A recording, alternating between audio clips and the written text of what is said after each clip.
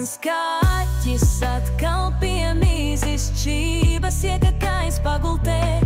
Labi, ka čības ir tavas, nu kā var būt tik mīļš un reizē tik kaķains.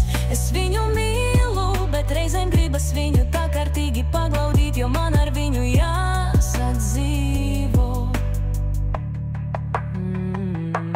Es eju tālāk un redzu čības tavas mīļākās, piemīstas lapjas, kā lai tagad tās velk kājās.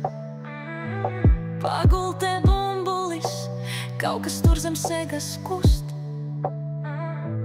Kāds tur ir pārsteigums, bail pat iedomāties, ko tur just.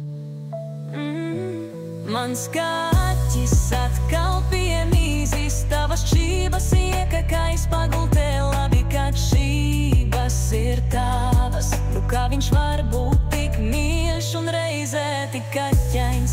Es viņu mīlu, bet reizēm gribas viņu tā kārtīgi paglaudīt, jo man ar viņu jāsadzīvo.